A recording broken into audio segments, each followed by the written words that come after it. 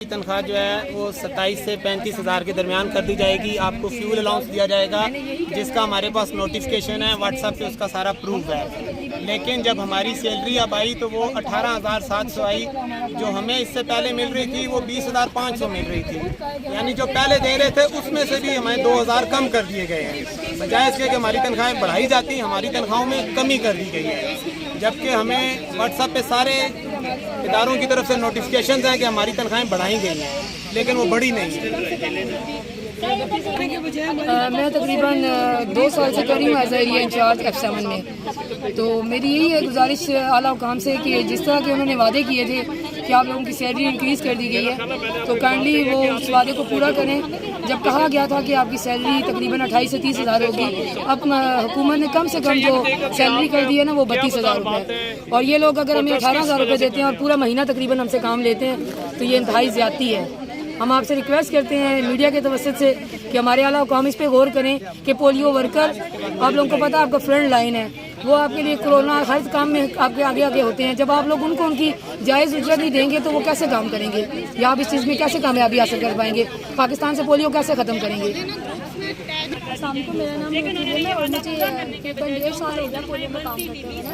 ठीक है, देखिए हम इतनी मेहनत से काम करते हैं पोलियो वायरस के लिए ताकि लोगों को बचाते हैं, मजदूरी से बचाते हैं बच्चों को। और इतना बड़ा काम इतनी मेहनत से करने के बावजूद जब हमें मुआवजा नहीं मिलता तो फिर वो जाहिर सी बात है कि हमें हिम्मत ज़्यादा होने की बजाय कम होती है, हम खुद डिसाइड होते हैं। हालांकि जब हम एरिया में जाते हैं हमें बहुत से लोगों का सामना करना पड़ता है और इवन समटाइम ऐसा है कि रास्ते में जो है वो कुत्ते वगैरह भी होते हैं। और एक दफ़ा तो इवन कुत्ते ने काट भी लिया था, तो इन्होंने हमें आगे से वो हमें रिलीफ देने के बजाय वो पूरी कंप्लेन के पैसे ही नहीं दिए।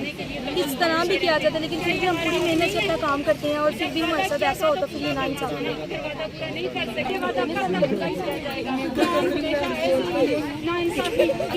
मेरा नाम स्लोमी है और मैं जिला मरकज़ की AIC एरिया इंचार्ज हूँ। हमें पहले बताया कि 4 साल मुझे हो गए हैं इसमें काम करते हुए। पहले मैं इसमें SMT से भी करती थी, अभी एरिया इंचार्ज। पहले हमें बताया गया था कि आपकी सैलरी बढ़ेगी 24,000 हो। पहले तो मैं ये तो 35 से हमें अबव लेकर आए, पहले 35 प्लस बोला था, फिर बोला 24 हो जाएगी। हमने तो इन्हें बोला नहीं था कि आप हमारी सैलरी इंक्रीज़ करें। फिर इन्होंने हमें 18 पर दी। अभी जो हमें सैलरी इन्होंने दी है वो 18,000 रुपये दी है। इससे हमें काम ये पेमेंट देते हैं 7 दिन की, लेकिन बुलाते हमें पूरा महीना है।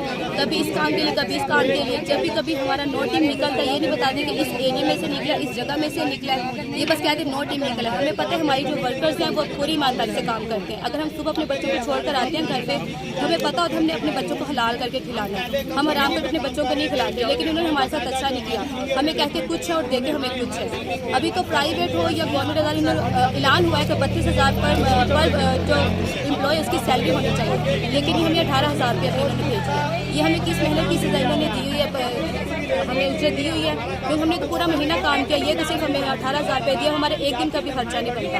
हम टैक्सी से किराया लगा कर जाते हैं। आपको पता है कि कराची कंपनी में भी आप लोग जाते हैं, वहाँ पे भी 400 रुपये वो टैक्सी का किराया मांगते हैं, 250-300 होता है। हम लोगों ने 4 चक्कर, सुबह मॉर्निंग हम जाते हैं वैक्सीन लेकर आते हैं, इवनिंग में रिपोर्ट देने के लिए जाते हैं, 2 चक्कर हमारे इसी तरह 1000 रुपीज़ हमारे रोजाना के किराए के लगते हैं। ये तो 8,000 हमारे खर्चे का नहीं इसमें से निकलता, तो ये हमें 18,000 रुपये मिल गया। फिर साथ में एक और बात दी थी कि आप अपने भाई को, हस्बैंड को या किसी बेटे को अपने साथ में रखें ताकि वो आपको कन्वेंस के इसमें पैसे दिए जा रहे हैं 5,000 और 600, लेकिन इसमें तो हमें कन्वेंस से कोई पैसे नहीं दिए। वो तो शुक्र है हम लोगों ने अपने हस्बैंड या भाई को अपने साथ नहीं रखवाया हुआ, वो भी जॉब कर रहे थे। अगर हम उनको अपने साथ लगा लेते तो हमें 18,000 में हमारे घर का तो सर्कट नहीं चल सकता था। काइंडली हमारी रिक्वेस्ट पूरी की जाए। अस्सलाम वालेकुम, मेरा नाम शीला मुंशी है और मैं G8 4 की एरिया इंचार्ज हूँ।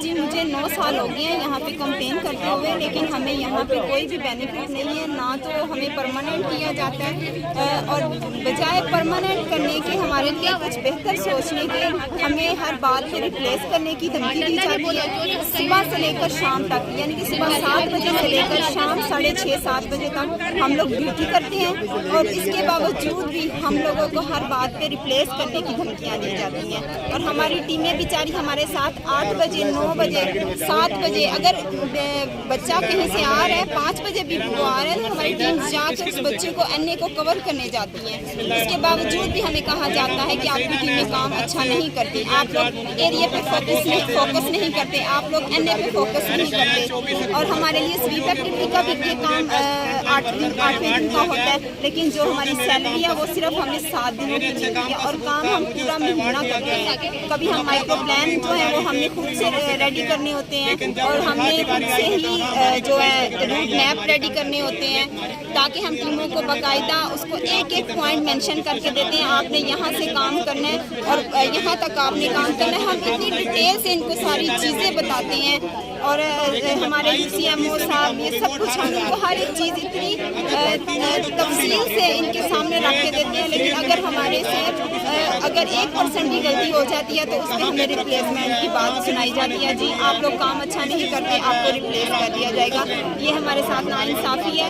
हमारे 9 साल जो हैं वो ज़ाया हैं, हमें आज भी निकाला जाएगा और कल भी निकाला जाएगा। हम तो आवाम की खिदमत के लिए, अपने मुल्क के बच्चों के लिए खिदमत करने के लिए निकले हुए हैं। हमें ये नहीं कि हम लोग बस आते हैं और चले जाते हैं, हम ईमानदारी से काम करते हैं और इंशाल्लाह आगे भी ईमानदारी से काम करेंगे, लेकिन हमारा हक हमें मिलना चाहिए। देखो, मेरा नाम वासिया गुलर है, मैं G8 4 में SMP के लिहाज से काम करती हूँ।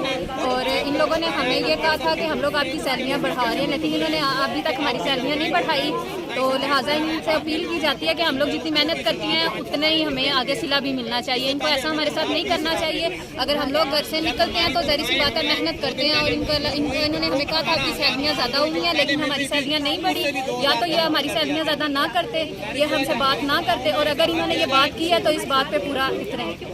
अपनी जान हथेली में रख के ये काम करते हैं, ये सबको पता है कि ये काम कितना टफ है, और हम इस काम में ईमानदारी से काम भी करते हैं। और अगर कोई NA होता भी है, हम लोग ड्यूटी टाइम के बाद भी 7 बजे 8 बजे जाके NA कवर भी करते हैं। तो अगर इनको हमारा एहसास नहीं है, इनसे अपील है कि हमारा एहसास करें और हमारी सैलरियाँ बढ़ाएं और हमारी जॉब्स को परमानेंट करें।